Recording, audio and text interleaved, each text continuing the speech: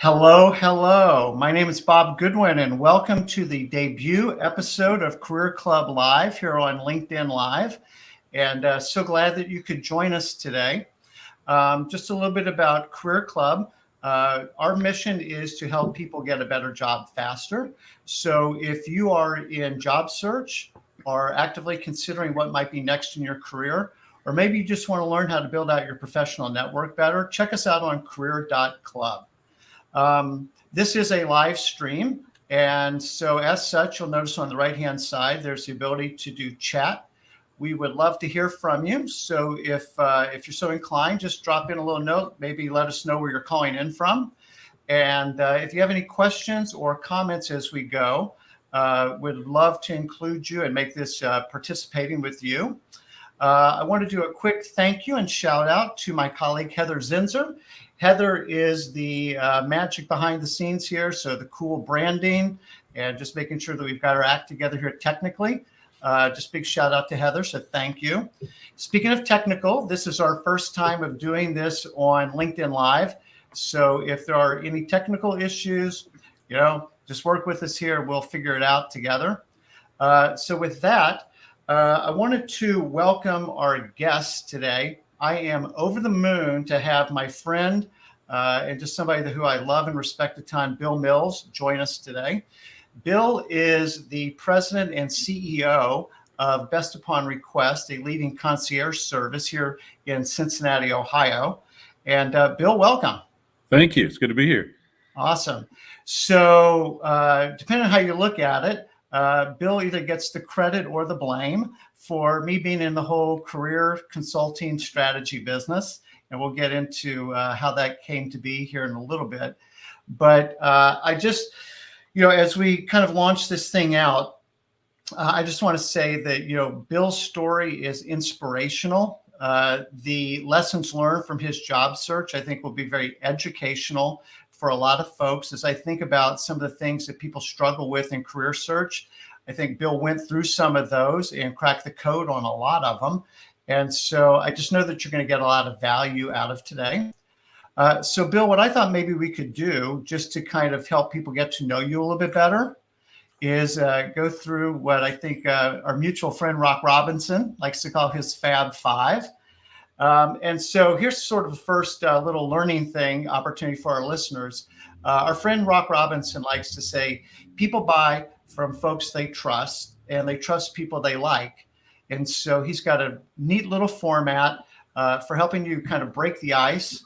For some of our friends who maybe are a little more introverted or, not totally comfortable in all social situations or meeting new people, this is just such a simple, great way to get to know people and helps you build a little bit of rapport. But it's also going to help you just establish some connections and makes the conversation a whole lot more productive. So with that, Bill, we'll start with number one. And where were you born and raised? Where'd you grow up? Yep, I am. You can tell by my voice, most people can, that I'm not from here. Grew up in Southeast Kentucky. Pineville was my hometown. I went to college at Eastern Kentucky University. So I kind of stayed in the south and eastern corner of Kentucky for pretty much the first half of my life. And Awesome. Went out from there. Very cool. And speaking of people from all around, we've got Markel calling in from Southern California. Hey, Markel. Now you took question number 3. So you went to Eastern Kentucky University and what'd you major in and any extracurriculars there? So I was an English major with a minor in public relations, and I had no clue what I was going to do, but ultimately started my career in manufacturing. And so I went back to EKU to get a master's in manufacturing management. It's kind of half business, half manufacturing program. Awesome. And then a little bit about your family. Yep. So the family, as you know, Bob, is kind of the centerpiece of my story. And so It's really important to explain, I guess, that I have one biological daughter. She's 25 years old and is a physician assistant up in Dayton, Kettering area. But I have 4 adopted children, one who is 23, and she's from China. Then I have 2 kids that we adopted in Kentucky. And they're now 15 and 16. And so they had, some special needs. And honestly, what brought me to Cincinnati, what took me into networking 10 years ago now, Yep. was the need to bring my family to Cincinnati. And I'm talking more about that We'll talk about that in a second. few Yeah. minutes. And then I'm saying that we got one more, a certain Seattle Seahawks fan. Yeah, so we have Joshua. He is the Seahawks fan, Yeah. so he kind of runs the family. He tells us who we're going to cheer for. He tells us, you know, Mhm. and Seattle is at the top of the list. So That's yeah. awesome. And then just real briefly, your career journey. Yep. So as I mentioned, I started out in manufacturing. Straight out of college, I started out on the assembly line and worked for a global company called Hitachi in the automotive division for many, many years, and for 13 years. And, you know, I had the opportunity to become the CEO of a large charity called Christian Appalachian Project. And so that was my exodus from Hitachi, a return from Central Kentucky back to Eastern Kentucky. I would spend another 6 or 7 years in Eastern Kentucky, but ultimately my wife and I made the decision based upon the needs of our family to come to Cincinnati. And so my career, at a certain point in my life as an adult, my career began to follow my passions, my family's need. And again, I can talk more about that in a second, but my career shifted from manufacturing and then charity, a time in a large charity. I left out, spent a couple of years as part of a McDonald's franchise, and then ultimately came to Cincinnati and joined Best Upon Request. Again, And do you mind just sharing kind of in 30 seconds or less what Best Upon Request does? Because I think it's such a great service. Absolutely. We're headquartered in Cincinnati. We're a national concierge service. We provide employee services. It's an employer-paid employee benefit. We also serve healthcare systems. We serve their employees, we serve physician groups, but we also serve patients and their families as a patient experience or an add-on service to support patients and their families in enhancement to the patient experience. And so we're an employer-paid employee benefit. We're a hospital-paid patient experience benefit. Awesome. And how long have you been there now? 10 years, coming up on 10 years. Wow. You had black hair, I think, when I met you. Me That's too. not true. Me too. And then what do you like to do outside of work? What are things that are hobbies, passions? Yeah, I like to do a lot of things, and I'm passionate about a lot of things. I've narrowed it down for the sake of this call to 4: faith, family, wildlife, and water. Ooh, And nice. I like that. Yeah, so I'm all about my family, and my faith guides me in leading my family. Yes. It's what brought me to Cincinnati. It was a faith journey all the way, and but I've always loved the outdoors. In my earlier years, I hunted a lot. I was a fisherman. I've now resorted to mostly just fishing and just spending as much time on the water as I can with my family. That is awesome. So let's go ahead and segue, because to your point, you know, your family is a lot of what had to do with you coming to Cincinnati. And, you know, for the people who don't know you and are getting ready to hear what I think is a pretty amazing story, do you mind sharing why you felt like you needed to come to Cincinnati and what sort of provoked you needing to change careers? Yeah, I go back to a certain pivot point in my relationship with my wife, and you know, we had adopted children. They had special needs. She made regular trips from Eastern Kentucky to Cincinnati to Children's Hospital, 4 hours each way, more or less, multiple times a month. They knew her at one of the local hotels. When we walked in, the Millses are here. It was that kind of deal, and it became something that was very tiresome and laborious. And over time, it wore on her, it wore on us and our relationship, and just it taxed the family. And one night, probably a Sunday night, after I loaded the Suburban for her to send her off for the week, I remember saying something like, "We ought to just move to Cincinnati." And she looked at me like, "I didn't think you were ever going to figure it out." She denies that, but that's the truth. She more or less said, "Yeah, I was waiting on you to figure it out. We need to go." And I'm like, I didn't mean it, because I had a career. We had just built a home, but it was one of those moments where it's like, we know the right thing to do. It's been obvious for a while what we needed to do. And so my role now is to figure out, how do I get to Cincinnati? How do I transition a career? And how do I transition a family to a place that I've never lived or ever wanted to live, for that matter. Mm-hmm. And so let's talk about that. So did you come up here part-time? How did you start to manage the logistics of all that? Bob, for about 4 months, I thought about it, and I couldn't imagine how to get here. Mm-hmm. And I'm a loyal guy, and I was loyal to the guys that I was working with in the McDonald's franchise. And it occurred to me that there's only one way to do this. And so I created my own separation. I resigned. I walked away, took some time off to get my grounding and my bearings. Yep. And I came to Cincinnati. And it just so happened that an attorney friend of mine was partners with an attorney in Cincinnati, and he offered, hey, let me connect you to somebody up there. And that started my networking journey. And as you know, I met a gentleman named Mike Sipple here in Cincinnati, and Yep. Mike was a pivotal part of my journey here as well. And he started helping me get connected. But to answer your question, was it part-time or full-time? I came to Cincinnati for probably close to 7-8 months. I came to Cincinnati every Sunday night or Monday morning, and I stayed till Friday, networking all week long, as you know, based on a schedule I had built in the weeks prior. Yep. And I did that over and over and over again, like a business trip, every single week. So a couple things that I think are really relevant for the time that we're in now. You know, there's hashtag Great Resignation, you know, and what you said about like needing 4 months to kind of figure it out a little bit and really kind of have a commitment to this is what I need to do.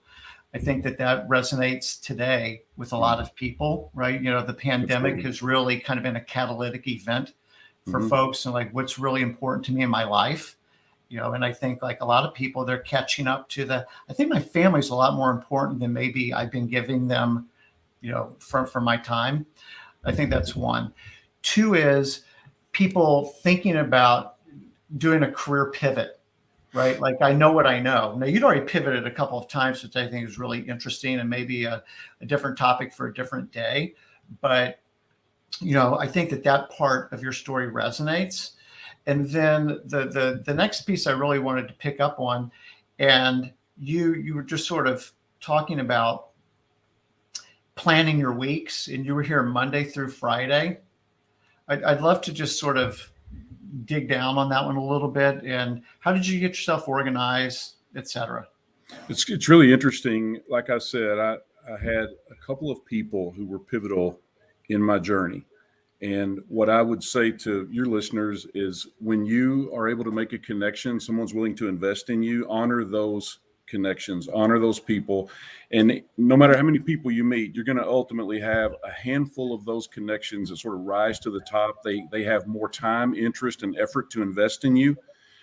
You need to be investing in those relationships as well, because they're going to become lifelong friends of yours from now on. And it's been amazing to me to look back over the 10 years and realize that. I realized it in the moment, but the gravity of it couldn't possibly set in. But 10 years later, when I look back, those are people I have breakfast with periodically still to this day.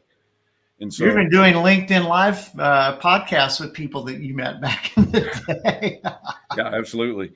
But, you know, in terms of getting organized, I started meeting people and I was keeping records, but it took me about a week or two to go, okay, this is going to snowball and I'm going to lose complete focus. Because what happens when you sit down and start networking with somebody, the first question they ask you typically is, who introduced us? Or they'll reflect back and say, oh, Bob told you or sent you to me.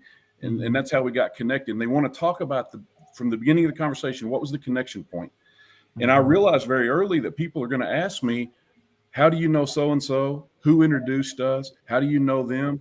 And it just became very evident. I got to have my arms around this. That wasn't a normal process for me every day. I wasn't in the business of meeting 3 or 4 people every day and needing to remember their names and how I knew them or got to know them. And so I created a spreadsheet, and it's very simple. I'm really good at formatting. Our VP of finance in our company, she gets aggravated at me. We were talking about it just yesterday. She's all about the numbers and keeping everything aligned like that. I'm all about how it looks. And so I created a spreadsheet that was very simple. It had a number, a name, a company, their job title, and another number. Yep. And the second number tells me who it was up in my spreadsheet somewhere that introduced me to this person. So I literally just started tracking a network on an Excel sheet. But it was amazing to me how I would sit down with people and they would say, who sent you to me? Who connected us? And I would say that. And on occasion, they would go, well, how do you know them? And then I would have to think back or grab my spreadsheet. And I would have to do that sometimes because I was meeting so many people, I couldn't keep up. And I would go, hold on a second. I would pull out my spreadsheet and I would look at it. One day I had a CEO reach across the table, take it out of my hand and start going through the names. And he goes, I know all these people. It was almost as if he was saying, you've met everybody in Cincinnati, and how come I'm just meeting you? Mm-hmm. So it became a way that not only I kept myself organized, it became a way that I demonstrated how serious I was about the process. Okay, I want to home in on a couple points there because I think that's really, really key. As much as you say, you just sort of care about how it looks, you're an operations guy, you're a manufacturing guy. The numbers matter. You're the COO, not the CMO at best. Thank you. Yes. So you do care a lot about process. That is your wiring. And you're like, oh, crap, I got to get organized because, as you said, this is going to snowball. And, I think that we've talked about this before, but ultimately that became the inspiration for what is now Career Club One, which is a CRM tool to get people organized because there's so much stress around, oh my gosh, sticky notes and spreadsheets and Google Drive and notebooks and whatever. So, I mean, you were a lot of the inspiration because you showed me, hey, you can get yourself organized here. Yours was a little more DIY, but it was definitely the germ of the idea. So thank you. The second thing I wanted to comment on what you said, and we've talked about this for 10 years probably now, is I'm going to let you say your own expression here in a minute about how you go about your job search. Says a lot about. Oh, you may finish the sentence? Please do. So how you go about your job search says a lot about how you'll go about your job. Because it's basically behavioral interviewing, right? Yeah. You're not declaring, I'm an organized person, I'm a very process-oriented person, or relationships are important to me because that's how I want to make sure I know who introduced me to you, right? It's like you're literally breathing it. With what, and the guy's grabbing like, oh my gosh, show this to me. That's amazing. Bob, the beauty of that for me is some people might disagree with this, but I think most of the people who know me would agree. I don't like to talk about myself. I don't like to talk about what I can do, what I'm capable of. That's just not fun for me. What's fun for me is just applying my passion in a way that is productive and effective. And people stand back and go, oh, this guy knows what he's doing. Or, that's my goal is that, they would have that response. And so a lot of people that go into networking, they're talking about themselves. They're listing all the things they've done. And, they lead with the resume and that's kind of where they start the conversation. I did this and I did that and I've done this and I've saved this and I've made this. I don't like doing that. Mm-hmm. I would much rather converse with you and demonstrate through the conversation, through my interaction with you, through the building of a relationship, a significant part about who I am as an executive. Yep. So it's more demonstrate than declare, which I just think is awesome. Hunter's got a great comment here, Hunter Thurman. This reminds me of Priscilla McKinney's principle that you don't sell to your network, you sell or get a job through it. And what you're doing is exactly that. Now, I want to wind back to another point because I'm thinking about listeners, some who are with us right now and people that will be finding this podcast whenever, right? And listening to it when they've got time. You came to a place that you didn't know. You knew kind of exactly one person when you got here. And how did you just sort of mentally get geared up, girded up, whatever, to go fight that battle every day? Yeah. So I'm so glad you asked me that question. When I first came to Cincinnati, the very first person I mentioned, Mike Sipple earlier, when I sat down with him, I had decided from day one, I'm just going to tell my story. And when people want to get into what I can do, potentially for their company, I'm happy to talk about that. But I'm just going to tell my story. And the first thing that he asked me is, I talked to him. Then the first thing he said to me is, this could take a while. You live in Eastern Kentucky, 4 hours from here. And so what I'm recommending to you is you should start networking, and I'll help you with that to the extent that you want help and can take the help. But I don't know how you're going to do it. You don't even live here. And so I'm not a typical job searcher, or I wasn't a typical job searcher because I was destination job searching. Most people are either searching around home or they're willing to go somewhere. Yes. I was willing to only go to Cincinnati. So that question really landed on me. And what I said to him was, I burned the ships. There's an old story about Cortez who, he brings 3 ships and he lands and he looks at his first and second mate and he says, go burn the ships, because he didn't want people getting scared of what's here and running and going back home.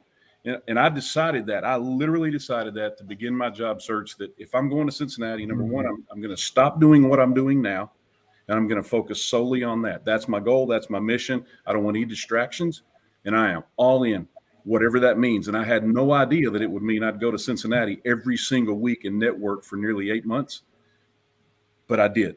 And as soon as I realized that was the priority, that's exactly what I did. Wow. So again, for me, because this thing was job search lessons learned, hashtag burn the ships. Like I'm all in. Yeah, I'm all in. That has 2 meanings, Bob. I've met with a lot of people who are networking now over the last 10 years. I get, as you know, you've sent me many, I've sent you many networkers, people in transition, so to speak. And a lot of times burning the ships for people means letting go of the hurt that got you into unemployment to begin with. Yep. No, 100%, because, the way my observation after 10 years, again, of you dragging me into this, is fear, confusion, and bitterness. Like people really latching on to, if you knew how badly, I got treated at my last place, how unfair it was. And people will start a networking meeting like, hey, Jim, tell me about yourself.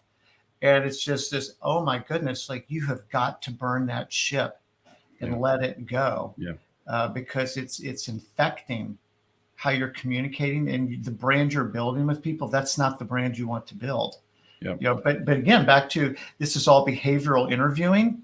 That's a behavior that people are exhibiting that they're not even aware of.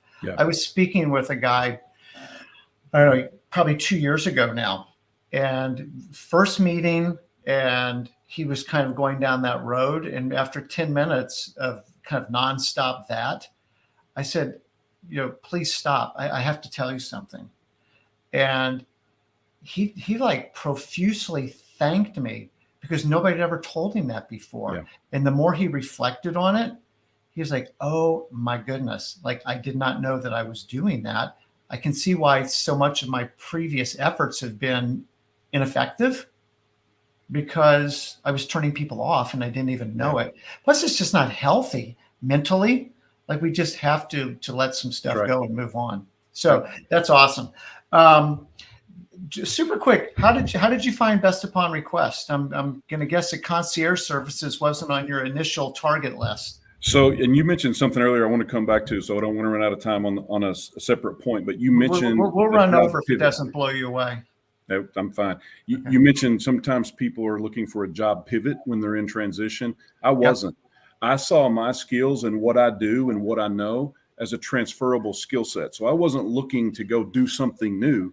I was looking to do what I do in an environment that was conducive to what I could do for it. And with the people there. And so, yes, Best Upon Request was a complete shift in mine, from my career. I look at my career in 4 distinct buckets, basically: manufacturing, charity, restaurant business, and then hospitality or customer service, which is what we are. And so it wasn't a pivot in my mind. Different industry, yes. Same pursuit of excellence in what I do, no change. And so Best Upon Request, it's a minority-owned, woman-owned company, and I met Tilly Hidalgo Lima, the CEO, through networking. And a high-value connection that I still have breakfast with once every so often introduced me to her. He was on her board of advisors. Got it. And when we connected, I knew, probably before she knew, perhaps, that this was where I was going to end up. But it was the networking journey and the clarity that I got through that journey that brought me there. and helped me find the right place for me. A couple of things. One is, was there a quote posted opening for the role that you took it? No. And so what happened with that? How did that role become? There were some changes that were going to take place, or maybe, to use words I think I've heard Tilly say, needed to take place. And connecting with me perhaps prompted the opportunity. Yep. To Okay. Yeah. Job search lessons learned. There you go. Like, for the right person, they will create the role, right? And Absolutely. so it's a matter of you guys finding each other, right? And then Mike, Bob, I just need to say that I mentioned Mike Sipple a couple of times. He told me that day one. Yep. He said, "You're not applying for jobs, Bill. You're meeting people and ultimately giving the right person the opportunity to choose you. And it doesn't matter if there's an opening or not." Gosh. We could just mic drop right now, because that's it. You are not applying for jobs. You are meeting people, and the right opportunity, you will find it, right? And they will find you. You know, David Houston just made a comment here a minute ago, which I think is really good, and particularly for our folks that are currently working in a role and maybe not loving it. You know, what David's saying here is never run from something, always to it, run towards.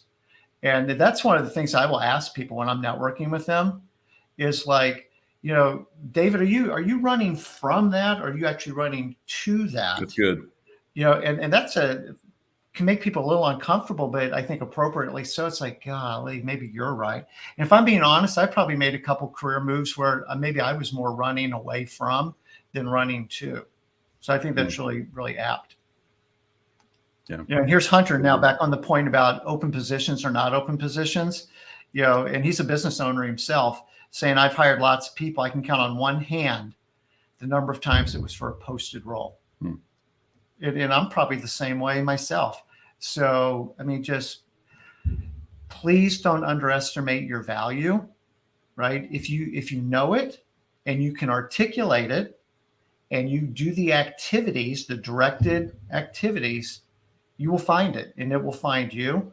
I remember working with you, and we were talking about, like, kind of what are the things that you're really good at, and, you know, like operations and process and that kind of stuff, all the things I'm terrible at, by the way. And then you're talking about your family and the real purpose for you moving, right, was because you needed to be closer to Cincinnati Children's Hospital, because that's sort of a focal point of your all's life. Right. Well, there's the second big circle. And then the third circle is, you know, how can I support my family? Right. And ironically, not ironically, maybe providentially, best upon request is the intersection of those three circles, because of, like, with the concierge service with the hospitals, that's a perfect expression of everything that you understand and empathize with. Absolutely. Yeah. You know, absolutely. So I think it's beautiful. I want to just be mindful of the time here real quick. So, as you said, you kind of lived the process for 8 months. You are on everybody's short list for networking. You know, if you had to kind of distill down maybe like the top 3, that's an arbitrary number, but, like, what's the primary advice you would give job seekers? Yep. I've actually got 3 points. I'm going to go back to the pivot thing first. First of all, I think Bob, I've probably networked with, I'm gonna average, I usually give a range. I'm going to say 400 people in transition in the last 10 years. Wow. People that have reached out to me. And I wish I had kept records and notes of that, but I didn't. I was more focused on having a cup of coffee with them at 7 o'clock in the morning and having a conversation. Yep. But the one thing I noticed that a lot of people do is they use being out of work to try to transition into a different role. And I think that's very difficult. I think it could be a mistake. Focus on what you're amazing at, figure out how to apply those skills and abilities in whatever role. Don't paint it as a career change, because I don't think when people are out of work, maybe they got let go, they got laid off or downsized or fired for whatever reason, just a malalignment with the leadership or whatever. It's very difficult to just go and rewrite your future. You got to build upon what you got and what you know. That's one. 2, And these are the two that I love. Two is, you already said it, if you're looking for a job, that is your job. And people you're networking with, people you're meeting, if they don't see you doing that job as a job, then they easily correlate that to, I don't want to work with that person. I don't want to recommend that person to work anywhere else either. So you perform in networking as though it is your job. That's two. And three, did you need me to pause there? No. Okay. The third one, to me, this is the big one. You touched on this in a recent LinkedIn post. I want to go back to it because it's my number one every time, and that is know your values.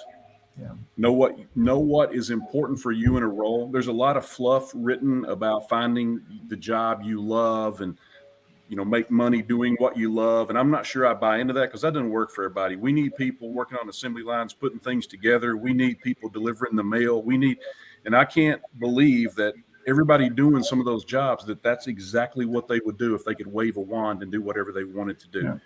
That's not the point. The point is find something that you can find fulfillment in, find something that aligns with who you are as a person, as an individual. But here's how you do that. And that's what I really want to focus on. Please. Know your values. And I'm not talking about your morals necessarily. I'm talking about your values. What's important to you at work? How much enjoyment do you really want to get from work? I think that varies from person to person.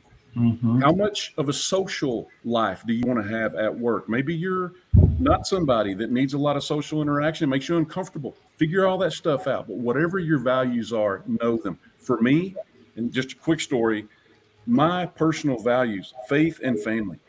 I knew that whatever job I got when I came to Cincinnati, that I needed to be in a place where the people who would hire me and the people who would work with me would appreciate that I am a leader who focuses on his faith first and then his family and then his career.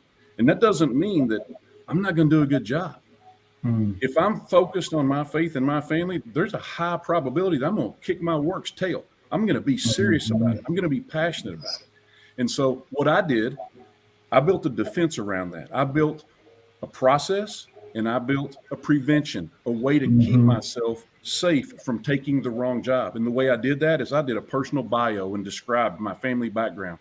One of your and my dear friends reached out to me one day while I was networking, and he said, "Hey, Bill, I want to give you some feedback. I was looking at your resume. I had two, a resume, and what should I say, an executive summary, a one-pager, and a personal bio at the top of that." That's what he was looking at. But he said, "Hey, I was reading this, and I'm reading this about your family." He said, "I'm a former business owner." He said, "There's no way I could hire you.